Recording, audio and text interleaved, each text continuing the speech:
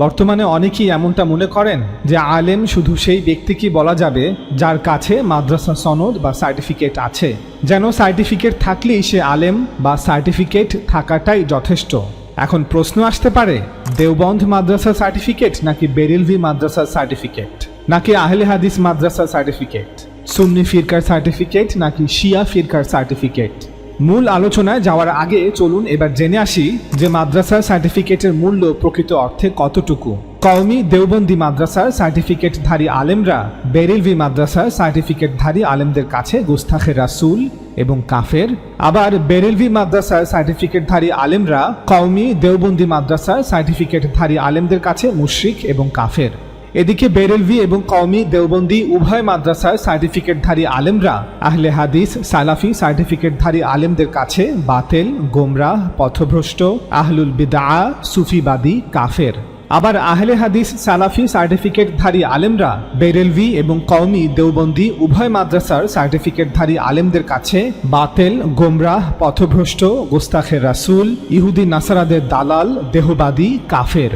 এই হলো বর্তমান আলেম সার্টিফিকেটের মূল্য। আপনারা অনেকেই হয়তো জানেন না যে 1925 সালে সৌদি ওয়াহাবি হুকুমত প্রতিষ্ঠিত হওয়ার পূর্ব পর্যন্ত কাবার চারপাশে 4টি পৃথক পৃথক মিহরাব বা নামাজের স্থান ছিল।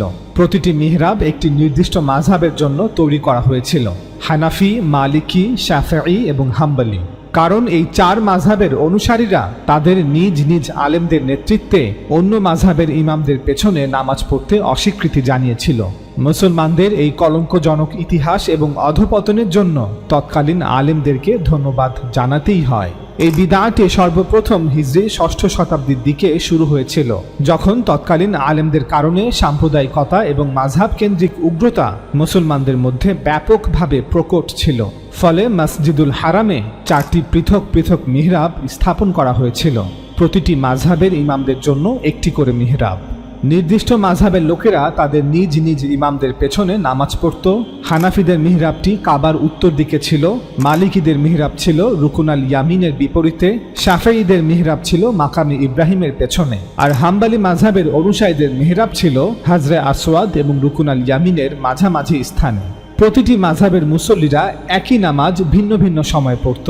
শাফিঈরা প্রথমে নামাজ পড়ত, তাদের নামাজ শেষ করার পর মালিকি এবং হাম্বলিরা একই সময়ে নিজ নিজ স্থানে নামাজ পড়ত এবং হানাফিরা শেষে নামাজ পড়ত।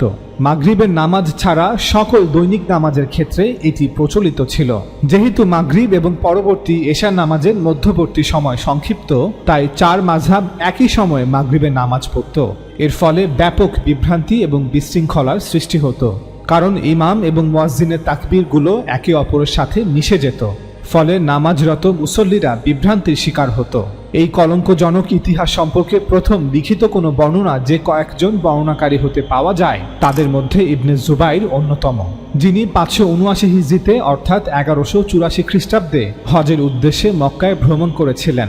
তিনি বলেন, হারামে 4 জন সুন্নি ইমাম ছিলেন এবং 5ম ইমাম ছিলেন জাইদি সম্প্রদায়ের অর্থাৎ জাইদি শিয়া সম্প্রদায়ের। 20 শতাব্দীর প্রথমার্ধে প্রথম বিশ্বযুদ্ধে উসমানী খিলাফতের পরাজয়ের পর যখন বাদশাহ আব্দুল আজিজ ইবনে সাউদ এবং তার সেনাবাহিনী মক্কা শহর জয় করে, তখন পর্যন্ত প্রতিটি মাযহাবের জন্য একটি পৃথক নামাজের স্থান কাবার চারপাশে অবস্থিত ছিল।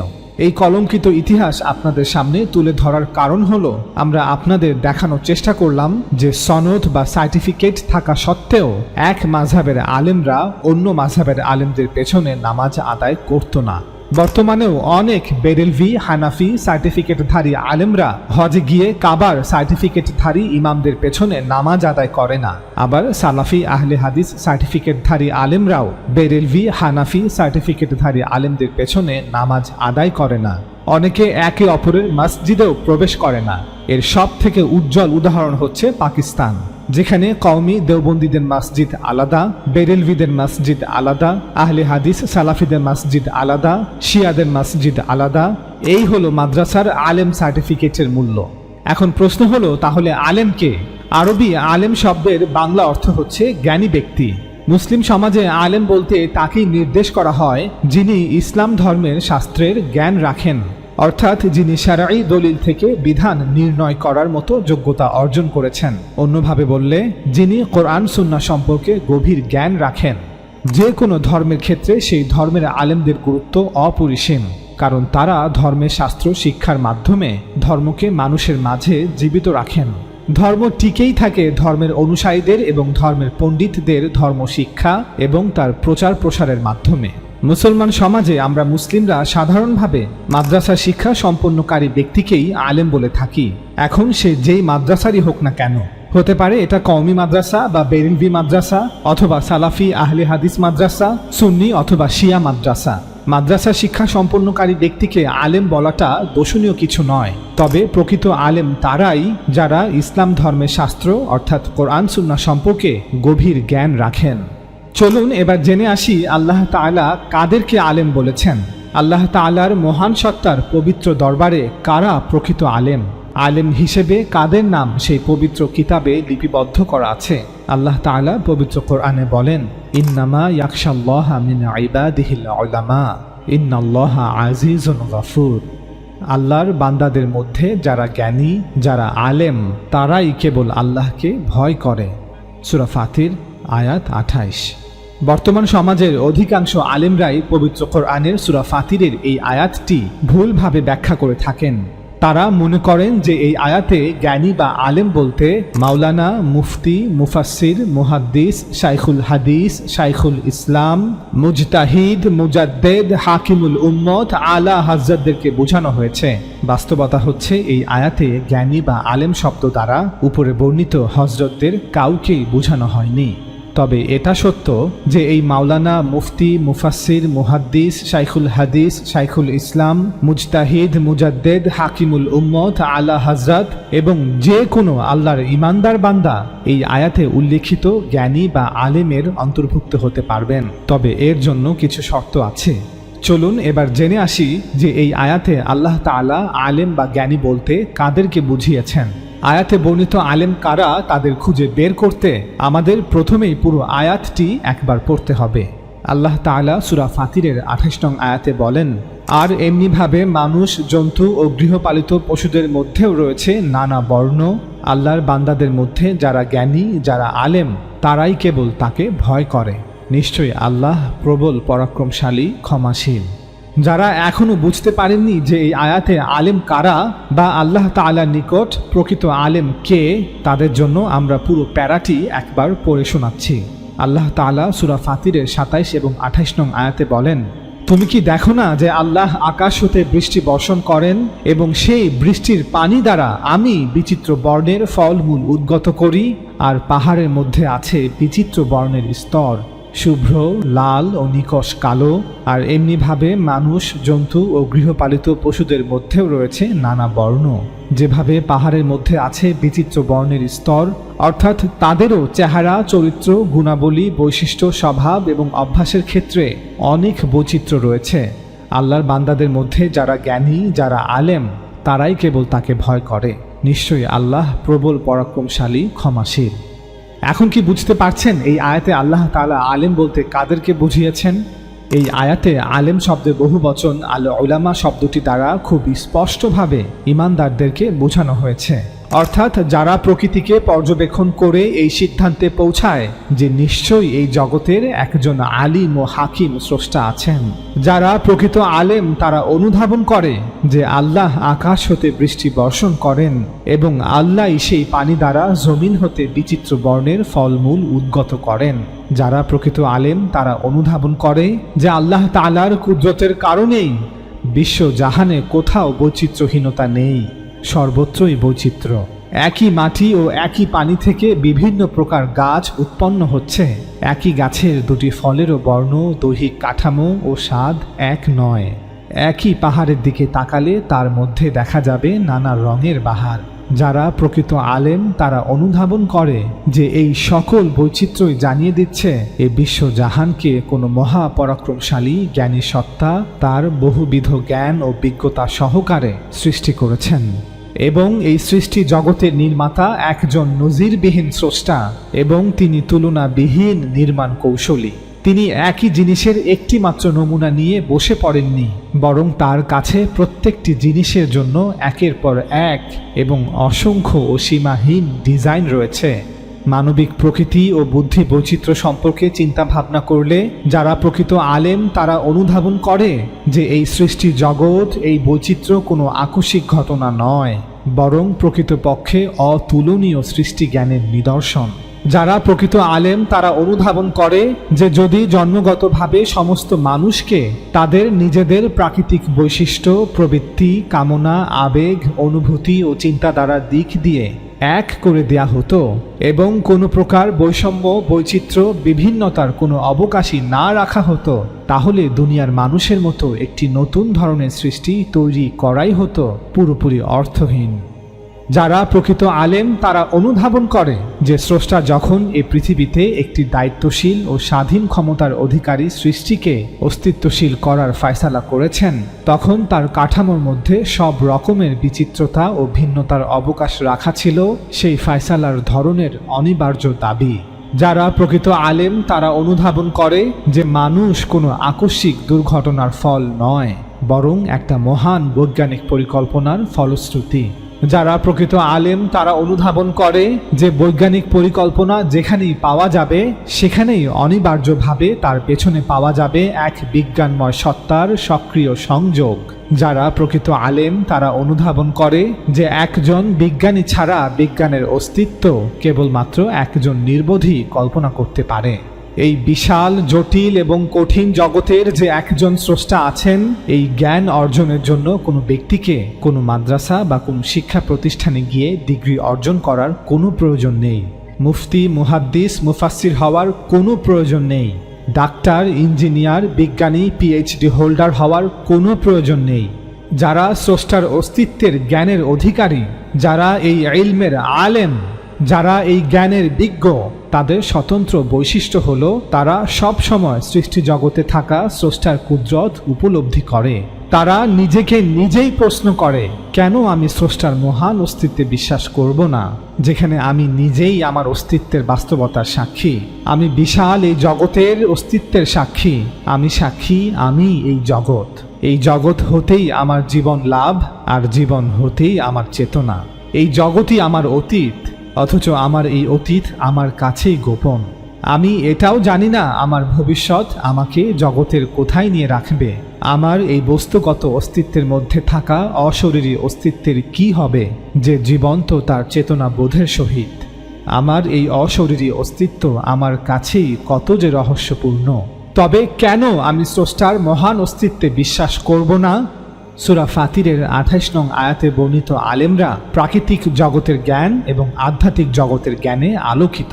এই আয়াত অনুযায়ী প্রকৃত জ্ঞানী সেই ব্যক্তি যিনি তার বাহ্যিক দৃষ্টি এবং অভ্যন্তরীণ দৃষ্টি দিয়ে এই জগৎকে পর্যবেক্ষণ করে, জগতে হাজির খোদাই নিজামকে অনুভব করে, রহমানের অপ্রকাশিত কুদরতকে চর্মচক্ষু এবং অন্তর্চক্ষু উভয় দিয়েই অবলোকন করে। সেই প্রকৃত আলেম যার দুই চোখ অর্থাৎ চর্মচক্ষু এবং অন্তর্চক্ষু উভয় জাগ্রত থাকে। সুতরাং যে ব্যক্তি আল্লাহর গুণাবলীর ব্যাপারে যত বেশি বিজ্ঞ হবে, আল্লাহর মহান সত্তার ইলমের আলেম হবে, সে তার ব্যাপারে তত বেশি ভীত হবে। আর যে ব্যক্তি আল্লাহর গুণাবলীর ব্যাপারে যত বেশি অজ্ঞ হবে, সে তার ব্যাপারে তত বেশি নির্ভীক হবে। অর্থাৎ আল্লাহর মহান সত্তার শক্তিমত্তা, জ্ঞান, প্রজ্ঞা ও বিজ্ঞানময়তা, ক্রোধ, পরাক্রম, সার্বভৌম, কর্তৃত্ব, ক্ষমতা ও অন্যান্য গুণাবলী সম্পর্কে যে ব্যক্তি যত বেশি জানবে, সে তত বেশি তার নাফরমানি করতে ভয় পাবে। সূরা ফাতিরের 28 নং আয়াতে বর্ণিত ইলম বা জ্ঞান অর্থ দর্শন, বিজ্ঞান, ইতিহাস, অঙ্ক ইত্যাদি স্কুল কলেজে পঠিত বিষয়ের জ্ঞান নয়, বরং এখানে ইলম বা জ্ঞান বলতে আল্লাহর গুণাবলীর জ্ঞান বোঝানো হয়েছে। এজন্য এখানে শিক্ষিত বা অশিক্ষিত হবার প্রশ্ন নেই।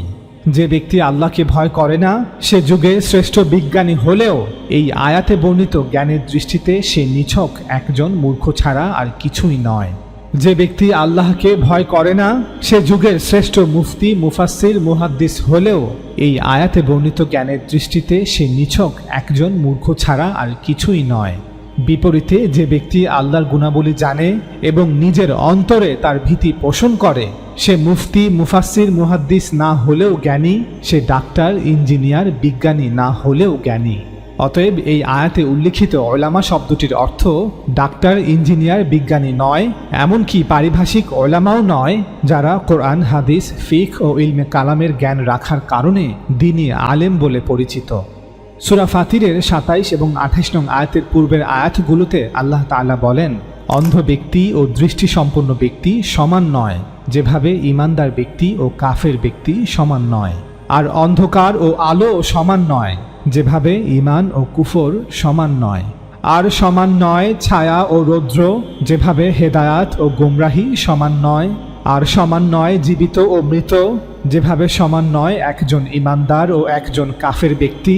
ঈমানদাররা তো এমন যাদের অন্তর জীবিত, আর কুফরির কারণে অবিশ্বাসীদের অন্তর তো এমন যেন তা মৃত।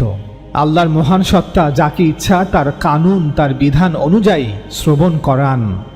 হে মুহাম্মদ, তুমি শোনাতে সমর্থ হবে না যারা কবরে রয়েছে তাদেরকে, অর্থাৎ সত্য বার্তা আসার পরও, সত্য বার্তা শোনার পরও কাফেরদের আচরণ এমন যেন তারা কবরে শায়িত মৃতদেহ।